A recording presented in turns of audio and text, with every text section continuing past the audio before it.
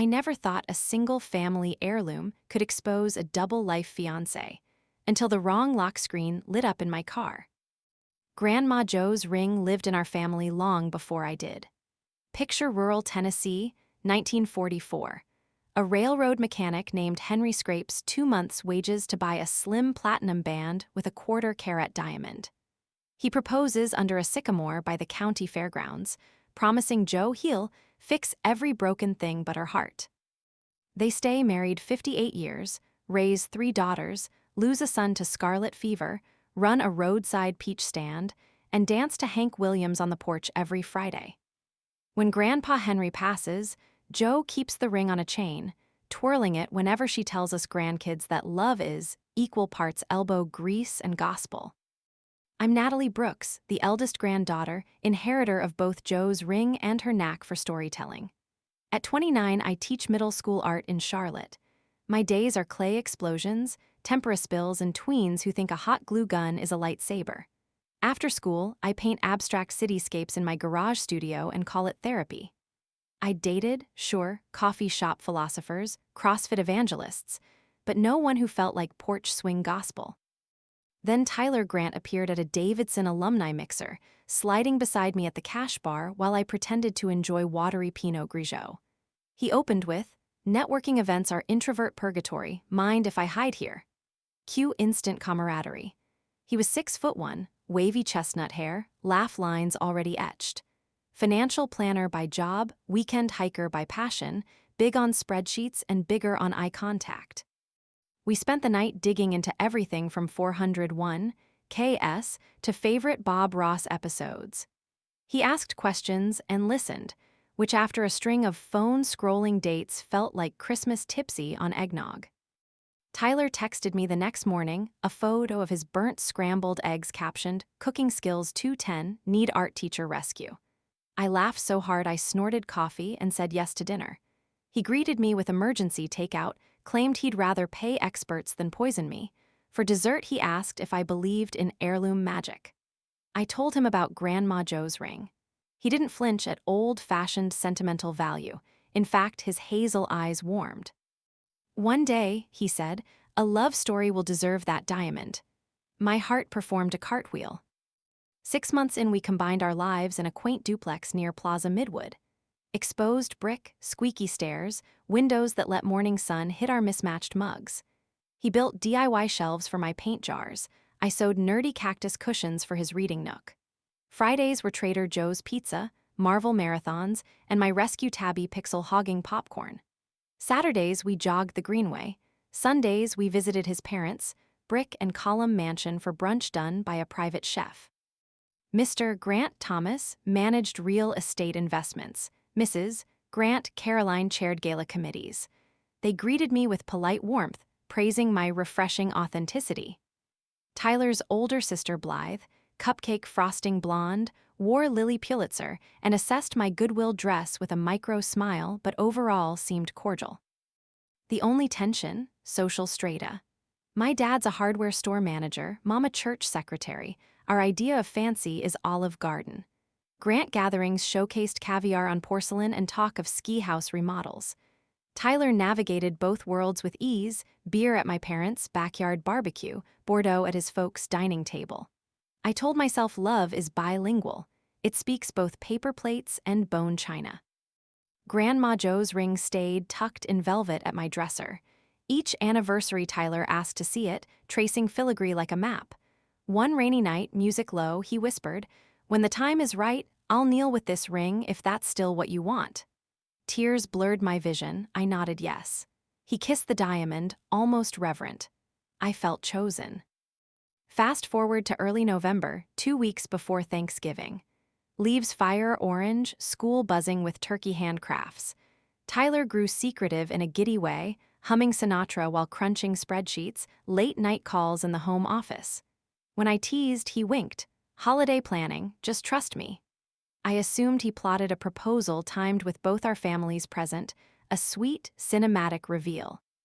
Friday the 12th is etched like a burn mark. I swung by Tyler's uptown office marble lobby, boring suits to drop the packed lunch he'd forgotten.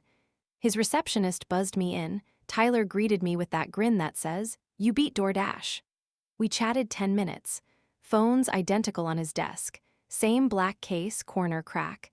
A meeting alert flashed, he hustled me out, pecked my cheek, and off I went, wrong phone in purse. 10 minutes into the drive, Spotify paused, unfamiliar wallpaper. Charging Bull statue outside NYSE. Tyler's lock screen. I inhaled sharp but figured easy fix. Then banner notification pinged. Ben Jewelsmith. Hi, Mr. Grant, confirming engraving forever yours, Aliner. Will polish and box Monday. I was a kid again, heart skipping when the roller coaster crest reveals the drop. Aliner? Not Natalie. Grandma's ring bears no Aliner. I pulled into a Starbucks lot, thunder in ears. Fingers trembling, I unlocked, same passcode as mine, 512, his birthday. Messages thread, Tyler and Ben. Photos of my heirloom on jeweler felt cloth. Tyler's note, resize down to 5.75, Aliner has slim fingers. Follow up, need perfect for Thanksgiving dinner. Family will be thrilled. Heart eye emojis. I scrolled higher. More messages, Tyler to Aliner, counting down to forever. Selfies at Duke campus last month I'd believed was business travel. A voice memo, can't wait till our families see us unite legacy rings. My lunch lurched upward. I texted screenshots to my email, heart-hammering BPM of a hummingbird. Switched phones, check. Evidence, check. Emotional devastation, off the charts. Breathing ragged, I drove back, swapped phone at reception, forced a smile. Tyler apologized for absent-mindedness. I mumbled coffee jitters. He didn't notice tear-glossed eyes. Elevator doors closed, I exhaled a sob. Driving home, I oscillated between loss and fury. Yes, he was cheating, but worse, he weaponized my grandmother's love story for his aristocratic performance with some pedigreed Aliner. I felt Joe's memory violated. I dialed Casey, my college best friend. Voice shaking, I unloaded. She cursed at him methodically, then paused. Expose him, she said, but do it smart. My art teacher brain sparked. Slideshows, projectors, show don't tell. I wasn't petty, I was principled, so I plotted. First, safeguard the ring. I possessed a cubic zirconia replica I used in still life DMOS. Same shape, lesser sparkle. That night I swapped stones discreetly, locking Joe's real diamond in my classroom safe behind boxes of googly eyes. Second, research Aliner. LinkedIn revealed she was a 28-year-old Duke PhD candidate in economics. Last name Whitaker Grant, apparently fifth cousin to Tyler, thanks to old Southern lineage. Instagram flaunted garden parties at her family's Charleston estate. A recent caption, old flames, new beginnings, under a photo of her and Tyler sipping champagne. My stomach clenched. Third, craft the presentation. Tyler asked me to curate festive family montage for Thanksgiving, perfect stage. I scanned childhood pics, our couple selfies, his Harvard Business Review headshot, syrupy buildup. Then slide 38, when you know, you know. Next slide, Ben's text screenshot. Subsequent slides, jeweler invoices, selfies with Aliner, and final black slide. Grandma Joe's ring, not for sale. Auto advance timed, cannot skip. I rehearsed cold reveal in empty living room, pixelated faces lighting the wall. Pixel the tabby watched, tail flicking approval. The week crawled. At school I guided students cutting paper snowflakes, smiling while inside storm clouds churned. At home I pretended to plan centerpieces. Tyler remained buoyant, adjusting cuff links in mirrors, probably picturing Aliner's delicate fingers adorned with Joe's moonstone. Night before Thanksgiving, I sat in bathtub, candles lit. I whispered to Grandma Joe's spirit, "Forgive me for using your ring in a showdown, but I refuse to let him tarnish you." A comforting warmth spread, as if Joe herself squeezed my shoulder. Thanksgiving midday, we drove to Grant Manor, trunk filled with sweet potato casserole and my MacBook. Tyler's parents had combined both families for what Caroline called a pre-engagement feast. Irony tasted metallic on my tongue. The mansion glowed with white pumpkins, eucalyptus garlands, and staff in crisp aprons. My parents, humble and wide-eyed, arrived clutching homemade pies. I hugged them tight, praying they'd still trust my choices at night's end. Dinner was roasted turkey roulade, chestnut stuffing, and undercurrents of elitism. Tyler's father toasted future mergers of hearts and fortunes, casting a meaningful glance at us. I smiled, swirling wine, hiding earthquake shakes inside. After dessert, Tyler dimmed lights and announced, "Let's relive memories before we create new ones." He winked at me, faithful accomplice. Guests gathered in the grand parlor. Blythe distributed champagne flutes. Caroline dabbed eyes already. The presentation began. Laughter at toddler photos, Tyler dressed as cowboy, me finger-painting messy rainbow. Heartbeats in my ears. Slide 36, beach sunset proposal silhouettes, generic stock image Tyler inserted for suspense. Guests awed. Tyler reached into his pocket, I felt bile rise. Slide 37, family is forever. He dropped to one knee, box poised. Slide 38, Ben's message enlarged. Engrave inside band, forever yours, a leaner. Gasp sliced the room. Tyler jerked up, mouth a jagged O. Slide 39, selfie Tyler and a leaner clinking champagne. On-screen caption, old flames, new beginnings. My dad's jaw set. Caroline whispered, "Oh dear Lord." Blythe's pearls clattered against glass as her hand trembled. Tyler stammered, "This isn't, I can explain, technical glitch." Slide 40, credit card invoice for resizing ring size, 5.75. Slide 41, black background, white serif. Grandma Joe's legacy isn't a party favor. Projector shut itself off, presentation complete. Silence tumbled like snow in headache static. I stepped forward, voice soft but amplified by emptiness. "Tyler, I think this belongs to you." I placed the fake diamond ring box into his quivering hand. "Grandma's real ring is safe from imposters." Caroline's chair scraped. She stood, shock hardened into maternal fury. "Tyler Grant, is this some sick practical joke?" he sputtered. Blythe snatched the ring box, peered inside, whispered, "Cubic zirconia." "Wow." "Mr. Grant thundered, answer your mother." Tyler's voice fractured. I loved her first. Our family's long history, Alina and I reconnected. It got complicated. My mom stepped beside me, hand on my back like steel scaffolding. She spoke, calm. "Complicated? You adulterated an heirloom promised to our daughter." Tyler's knees sagged, the night surrendered. I turned, addressing the room. I loved Tyler. I shared my grandmother's story with him. He chose to carve someone else's name into her ring, so tonight I carved truth into his. I walked out with Pixel's carry crate. I'd packed cat and essentials earlier, my parents trailing close. Behind us, Caroline's sob cut the air and Blythe shouted about trust funds terminated. Outside, stars glittered insensitive to heartbreak. My dad drove us to a motel. I watched city lights blur through tears, ring chain warm against my chest. The next morning everything hurt, but resolve felt clean, like winter air after snow. Tyler's calls went unanswered. Lawyers were dialed. That ends phase 1, the exposure. Consequences were only beginning, but Grandma's ring, safe, and my self-respect. Shining again, pressure formed coal turned diamond. I wake at 5 a.m. In the motel, brain a fog of pudding and static. Mom's soft snore echoes from the second bed. Dad's silhouette leans against the window sipping gas station coffee. Pixel prowls the carpet as if exploring a new planet. For a full minute, I can't remember where I am.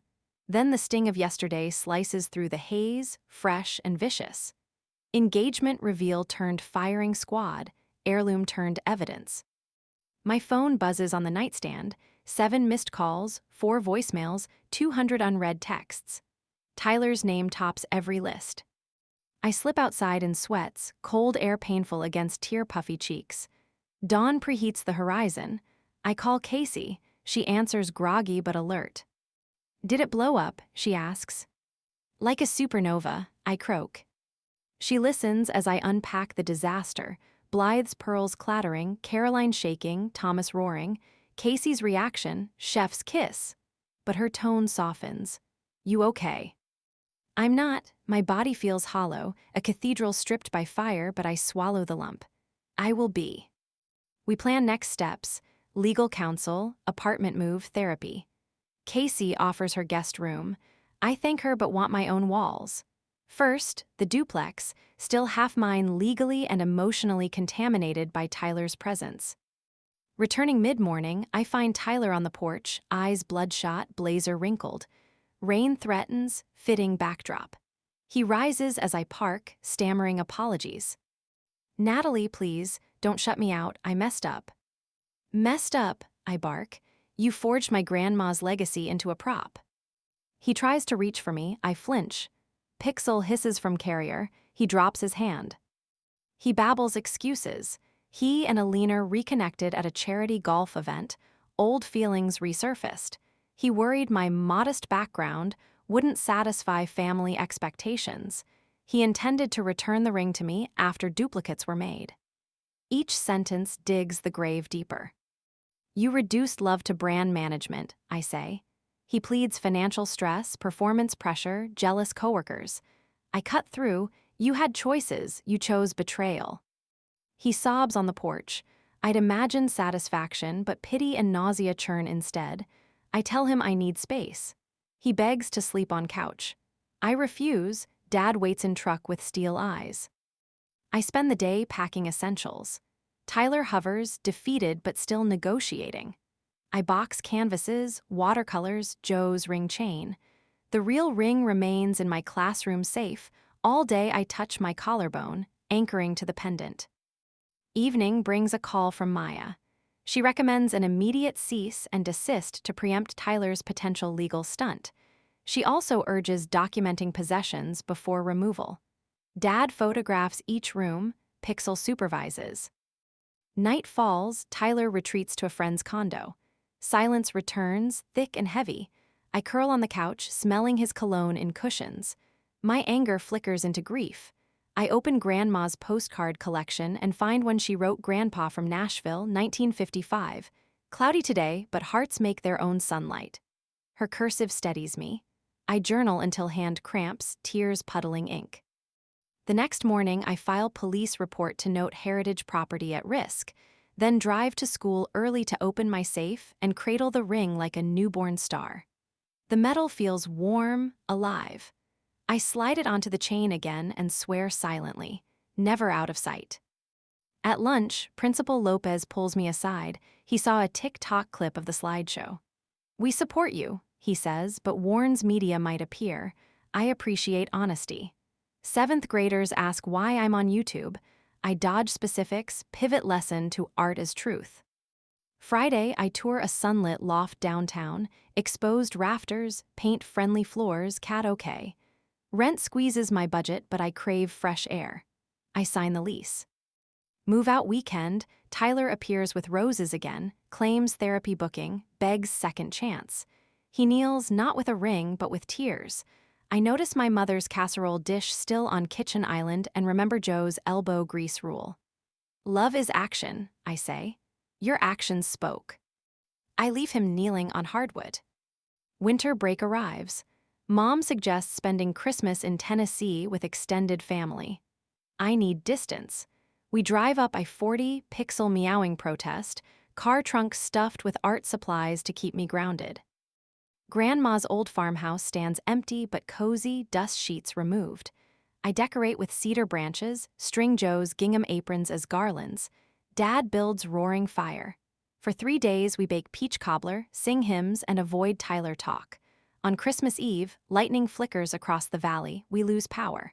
Candlelight flickers on Joe's ring as family shares stories. I tell them everything. My uncle squeezes my shoulder. Proud of you for protecting Joe's honor. In that moment, sorrow turns to embers of pride. New Year's Eve, I journal resolutions. Protect boundaries, exhibit art, teach kids self-worth. Midnight strikes, I kiss Pixel's nose. Fireworks echo in distance. January classes resume. A guidance counselor invites me to lead a workshop on visual storytelling and personal agency. I craft a unit where students paint comic strips of setting healthy boundaries. Masked hero, Captain Nope. Their enthusiasm fuels me. 3 weeks into semester, Mr. Grant emails asking for lunch. Curiosity and courtesy drive me to accept. We meet at a downtown cafe. He apologizes on behalf of the family, reveals Tyler is in rehab, not for substance but for compulsive approval seeking, some expensive retreat in Colorado. He hands me a sealed envelope, trust fund forfeiture paperwork, transferring Tyler's stake to charity. I read, stunned. My son must rebuild character, Thomas says, choking up. He also gives me a cashier's check for $15,000 addressed to Charlotte Youth Arts Alliance in Grandma Jo's memory. I thank him. Sincerity radiates. I channel renewed energy into my exhibition, now titled Fault Lines, Exploring Cracks That Reveal Light.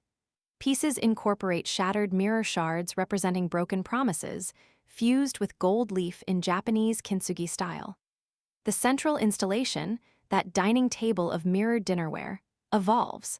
I add holographic projections of text messages floating above place settings. Viewers will walk around seeing their reflections fractured by betrayal. Opening night in late February draws a buzzing crowd. Casey brings balloons, my students show up with handmade MS, Brooks rocks buttons, critics scribble notes. In the center, I wear Grandma's ring pendant outside my blouse, a subtle homage. Halfway through the night, I notice a young woman studying the installation, auburn hair, serious eyes. She introduces herself. I'm Alina Whitaker. My pulse spikes. She speaks softly. I owe you thanks. Your reveal saved me from a loveless engagement built on heritage clout, and it pushed me to confront my own family's expectations. She hands me a small box, inside, a delicate silver pen engraved, Stories Equals Power. For your art, she says. I exhale tension I didn't know I held, nod, accept. The show garners local press. A gallery in Atlanta invites me to display. My principal beams, donors pledge to fund a new kiln. Amid momentum, sadness still surfaces, like phantom pain where a limb once was.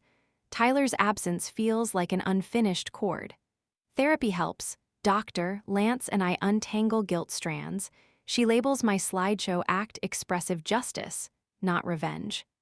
Nights I still jolt awake remembering Tyler's kneeling posture, but less often. March equinox I host paint and sip for single friends. Among attendees is Marcus, the storytelling coordinator from Asheville Conference. We've kept friendly texts. He asks about Captain Nope curriculum, I show him student comics. Laughter flows, sparks flicker. We start seeing each other, slow, intentional. He's thoughtful, checks consent before hugs. Grandma's ring stays on chain, I explain its symbolism early. He listens, never jokes.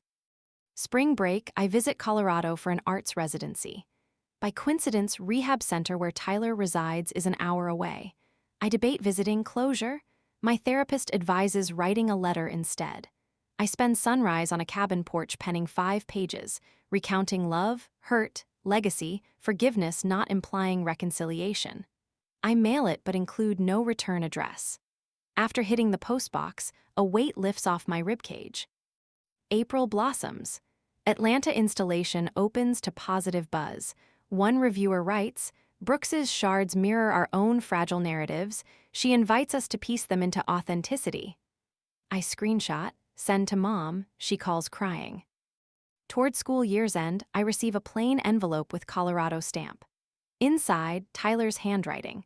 He completed rehab modules, volunteers at a women's shelter kitchen, and is selling his luxury watch collection to fund systemic abuse education programs. He says my letter was the mirror I couldn't avoid. He encloses a check for $2,000 addressed to our art kiln fund. He ends, no response expected. May our futures be honest. I stare at check, conflicting emotions swirling. I decide to accept the donation anonymously, tear the note's bottom half bearing address, keep the apology top half in a drawer, not out of nostalgia, but as reminder growth is possible. May graduation.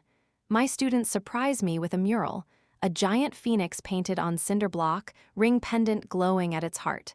They sign it, Rising art teacher, thanks for teaching us to find the story in every scratch. Tears blur, but these tears taste of dawn. Summer begins with thunderstorms and opportunity. Atlanta Gallery extends residency. They want a workshop for high schoolers. I sublet my loft, pack paints, pixel, and drive down. Marcus visits weekends, exploring Beltline murals hand in hand. One humid evening after class, Marcus and I picnic at Piedmont Park. Fireflies flicker, he pulls out his sketchpad. He's been quietly drawing me while I paint. I laugh, cheeks warm. He says, "You make broken lines look beautiful." My heart flutters, but fear whispers. Rings, promises, betrayal. I share the fear, he squeezes my hand. "I'm not Tyler, and your value isn't his bruise." We watch city lights wink on. I realize trust is not a switch but a dimmer slider, small clicks upward. Mid-July, Blythe emails formally.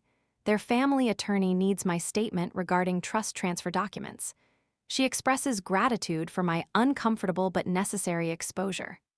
She says Tyler is on probationary terms, 2 years sobriety from social media metrics, must hold steady employment without family aid.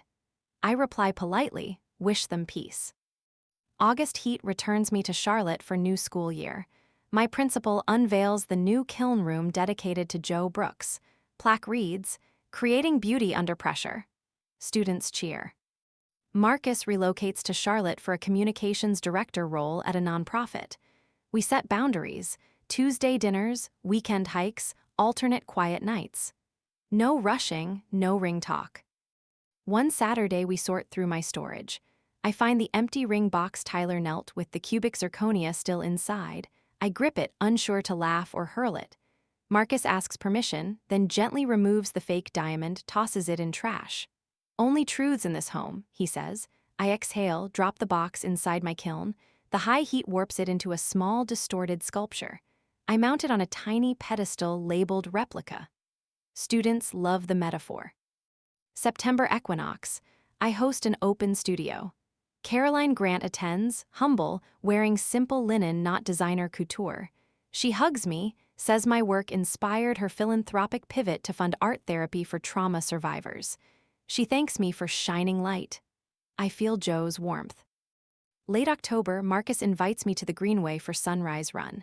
Post-run, sweaty and laughing, he hands me a small envelope, not box. Inside is a watercolor he painted. Grandma's ring, still on chain, hanging around a heart-shaped lock. Caption, guarded and glowing. A note, no questions, just admiration. When you're ready, we'll paint our own heirloom. Tears blur trail. I hug him long, whisper, "I'm getting ready." He smiles, pockets the note. Thanksgiving approaches, 1-year anniversary of the slideshow. I dread triggers but plan alternative, volunteer lunch at a shelter, then a porch dinner at my parents'. That morning, envelope appears at my door, Colorado postmark again. Inside, Joe's sycamore leaf pressed in wax paper and Tyler's brief message. Spent week repairing fairground benches at Grandpa Henry's County. Your grandparents teach me still. Thank you for redirecting my life. I fold letter, place leaf in my sketchbook. At volunteer lunch, I help kids paint gratitude turkeys. One little girl draws her turkey holding a ring and writes, "I'm thankful for my grandma who loves me." I choke up, pat her hair. Evening at my parents', we light candles, share stories. Dad toasts resilience, Mom thanks the ring for choosing honesty. I think, or maybe I finally listened to it. After dessert, I slip outside alone. Chain pendant gleams under porch light. I open clasp, slide ring off chain, study filigree. I whisper to Joe, "Maybe soon but not tonight." I slide it back on chain, kiss cold metal. Winter again. Charlotte streets glitter with holiday lights. My students cut snowflakes, I breathe evergreen. Gallery sales pay off kiln loan, kids fire first ceramic mugs. Mid-January, I'm invited to keynote a TEDx Charlotte Youth Talk. How to paint your truth. I accept, script speech weaving Grandma Joe's coal to diamond analogy, slides of my dining table installation, and the moment I clicked play. Rehearsing, I fear reopening wounds, but each run-through seals them stronger. On stage, spotlights warm, audience silent then roaring. Talk uploads, goes semi-viral, teachers email asking for curriculum. I open source capped, nope comics. March, thunderstorms and dogwoods. Marcus and I hike Crowder's Mountain. At summit he pulls thermos of cocoa, we sit on rock ledge. He says he researched ethical ringstones but knows lineage matters to me. He proposes a collaboration, Melt reclaimed silver into 2 interlocking band pendants, where mine beside Joe's, he'll wear his. Symbol of partnership without claiming heirloom. Tears cut cheek pathways. I say yes to pendants, yes to continuing journey, but ring will stay mine until ready. He kisses forehead, respectful. I start writing a memoir. Slide 39, when truth hit the screen. Publisher interest trickles. One warm April day, I decide Joe's diamond deserves sunlight again, not engagement but celebration of lineage. I take it off chain, slip onto right hand ring finger. Feels right. Students notice sparkle. I share story of resilience. Mayfield Day, kids want tug of war coaches. Marcus joins, we tug, laugh, fall in grass. I look at ring catching sun, think maybe it's finally where it belongs, on my hand, no promises attached except to myself. June wedding invite arrives, Casey marrying her girlfriend Maya. I paint custom invitations. Wedding day, grandma's ring glints as I give toast. May your vows be art you edit together, never erasing consent. Summer break, Marcus and I road trip Blue Ridge Parkway in a camper, painting vistas. One evening by campfire, he says, whenever you decide our story's ready for a ring, we'll design one. Could be Joe's, could be new, timing's your brush. I nod, heart calm. Back home, I check my P.O. box. A small package. Inside, Tyler's watch, the one he once bragged cost more than my annual paint budget. A note, auction this for your program. Keep transforming hurt into hope. I deliver watch to Charlotte Youth Arts. They raffle, raising $8,000. August 2nd anniversary of slideshow. I stand in my gallery, now hosting teen apprentices. On wall hangs my final piece of the series, Grandma's sycamore tree with gold leaf roots shaped like a ring. Beneath, plaque reads, some seats remain vacant until respect arrives. Some rings remain mine until I'm sure. Visitors linger, whispering. I smile, slide Grandma Joe's ring on chain again, this time feeling no burden, only light. Looking back now, I see each scene. The luncheon phone swap, the Thanksgiving reveal, the silent motel dawn. They form a mosaic, broken shards fused with gold. My life isn't the pristine porcelain Tyler wanted to display. It's kintsugi, more precious at the cracks. So here's the aftertaste, the moral grandma would hum.